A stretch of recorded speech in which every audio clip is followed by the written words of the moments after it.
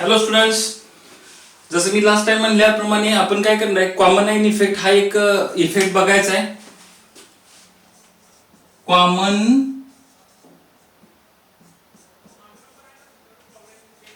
Ion effect.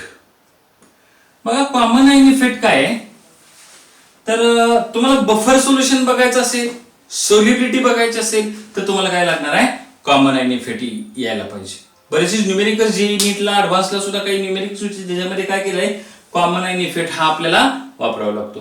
अतिशय साधा, सोपा आणि अतिशय सुंदर असा कन्सेप्ट आहे. अगोदर आपण काय करूया, कॉमन आयन इफेक्टची डेफिनेशन बघूया. सपरेशन ऑफ dissociation of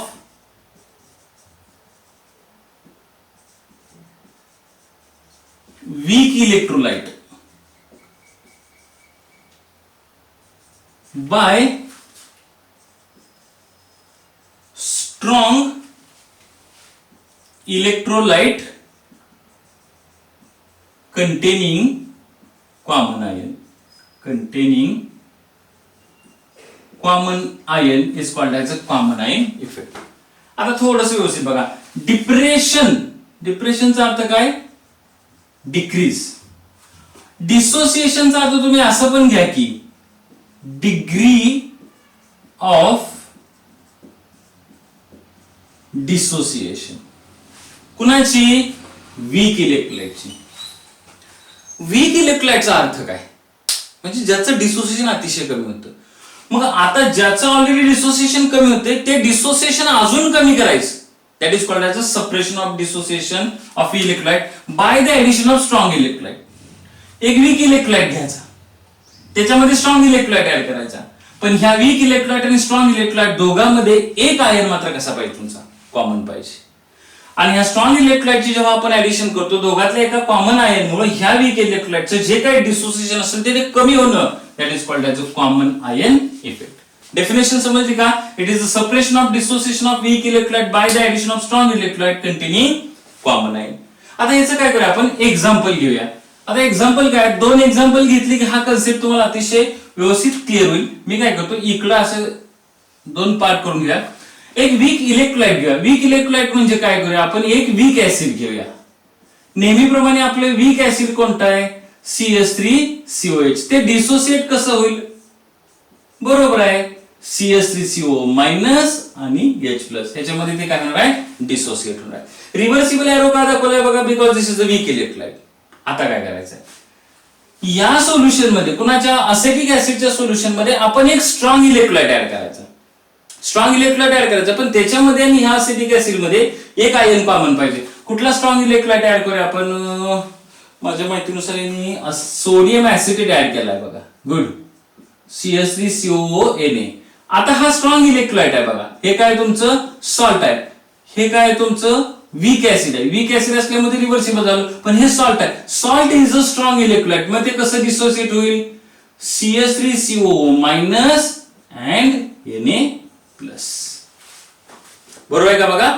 एक सिंपल गोष्ट केली, एक वीक ऍसिड घेतलं, त्याचं रिव्हर्सिबल डिसोसिएशन असं झालं, त्याच्यामध्ये एक स्ट्रॉंग इलेक्ट्रोलाइट म्हणजे सॉल्ट ऍड केला, त्या सॉल्टचं कम्प्लीट डिसोसिएशन झालं. आता बारकाईन बघा, जो आपला वीक इलेक्ट्रोलाइट होता त्याच्यामध्ये एक आयन आणि तुमचा सॉल्ट जो स्ट्रॉंग इलेक्ट्रोलाइट ऍड केला त्याच्यामधला एक आयन, हे कॉमन आहेत का बघा, CH3CO मायनस. हा आयन म्हणजे ऍसिड आयन कॉमन आहे का, पण ऍसिड आयन कॉमन असल्यामुळे झालं काय, तर या रिएक्शन सिस्टम मध्ये तुमच्या ऍसिड आयनचं कॉन्सन्ट्रेशन म्हणजे प्रमाण वाढलं का बघा. पहिल्यांदा हे वीक होतं, अतिशय कमी प्रमाणात ऍसिड आयन होते. आपण जेव्हा सोडियम ऍसिड स्ट्रॉंग सॉल्ट त्याच्यामध्ये स्ट्रॉंग इलेक्ट्रोलाइट म्हणजे सॉल्ट ऍड केला, तेव्हा ऍसिडेट आयन आणि सोडियम प्लस आयन तयार झाले. तर ह्या ऍसिडेट आयन मुळे काय झालं, ओव्हरऑल सोल्युशन मधल्या तुमच्या ऍसिड आयनची क्वांटिटी वाढली आणि ऍसिडेट आयनची क्वांटिटी वाढल्यामुळे ह्या इक्विलिब्रियमवर परिणाम झाला. आता इक्विलिब्रियमवर परिणाम कोणामुळे होणार आहे, तर तुम्हाला आठवत असेल की ली चॅटेलियर्स प्रिन्सिपल. ली चॅटेलियर्स प्रिन्सिपल काय होतं, एक सिस्टम इक्विलिब्रियम मध्ये असताना जर आपण त्याला जर स्ट्रेस अप्लाय केला तर सिस्टम स्वतःला ऍडजस्ट करून घेण्यासाठी इक्विलिब्रियम शिफ्ट करते. बरोबर आहे. जर येत नसेल तर केमिकल इक्विलिब्रियम नावाचा टॉपिक सर्च करा आणि त्याच्यामध्ये तुम्हाला हे ली चॅटलेस प्रिन्सिपल मिळून जाईल. आता इथं होणार आहे काय, हे ऍसिटेट आयन आणि हे ऍसिटेट दोन्ही कॉमन आहेत. ह्या ऍसिटेट आयन मुळे ह्या ऍसिडिक आयनची काय झाली, संख्या वाढली, अमाऊंट वाढल्यामुळं हे इक्विलिब्रियम लेफ्टला शिफ्ट झाली. इक्विलिब्रियम लेफ्टला शिफ्ट होते म्हणजे रिव्हर्सिबल रिएक्शन जी ऍसिड आणि H प्लसच्या कॉम्बिनेशनची रिएक्शन वाढली आणि हे ऍसिडिक आयन ह्या H प्लसशी कंबाईन होऊन ऍसिटेट ऍसिटिक ऍसिड तयार झालं. आता हे acetic acid weak acid electrolyte होतं, ते अगदी कमी प्रमाणात डिसोसिएट होत होतं. हे सोडियम ऍसिड ऍड केल्यामुळे ऍसिड आयन कॉमन असल्यामुळे इकडे ह्या दोघांची क्वांटिटी वाढल्यामुळे ऍसिड आयन वाढलं की रिएक्शन रिव्हर्सिबल झाली, हे परत तयार झालं. म्हणजे याचं डिसोसिएशन ऑलरेडी जे कमी होतं ते आणखीन कमी झालं. म्हणजे याचं डिसोसिएशन आपण काय केलं, सप्रेस केलं by the addition of a strong electrolyte which contains common ion. आलं लक्षात? ऍसिटिक ऍसिड परत तयार व्हायला लागलं म्हणजे त्याचं डिसोसिएशन काय झालं, सप्रेस झालं. आलं लक्षात? आता अजून एक एक्झाम्पल घेऊया, वीक बेसचं एक्झाम्पल घेऊया. वीक बेस कुठला आपण, अमोनियम हायड्रॉक्साइड. तो रिव्हर्सिबली कसा डिसोसिएट होईल तुमचा, NH4 plus and OH minus मध्ये. आता इथं NH4 प्लस आणि OH मायनस रिव्हर्सिबल काय झालेले आहेत, डिसोसिएट झालेत. म्हणजे हे परत दोघं एकमेकांशी कंबाईन होऊन अमोनियम हायड्रॉक्साइड तयार करतील आणि एक वेळा ही सिस्टम इक्विलिब्रियम मध्ये. आता ह्याच्यामध्ये स्ट्रॉंग एक इलेक्ट्रोलाइट ऍड करूया. म्हणजे आपण काय ऍड करूया, एक सॉल्ट ऍड करूया. सॉल्ट कुठला ऍड करूया, ammonium chloride. Being a salt it is a strong electrolyte. हे कसं डिसोसिएट होईल, NH4 plus plus Cl minus याच्यामध्ये डिसोसिएट होईल.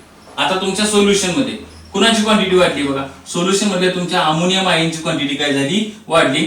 हे अमोनियम आयन दोन्हीकडे कॉमन आहेत का बघा, घेतलेल्या वीक इलेक्ट्रोलाइट मध्ये ऍड केलेल्या स्ट्रॉंग इलेक्ट्रोलाइट मध्ये अमोनियम आयन काय कॉमन आहे. हे अमोनियम आयन कॉमन असल्यामुळे काय झालं, या सॉल्टच्या ऍडिशन मुळे ह्या अमोनियम आयनची क्वांटिटी कॉन्सन्ट्रेशन त्या सोल्युशन मधलं काय झालं, वाढलं.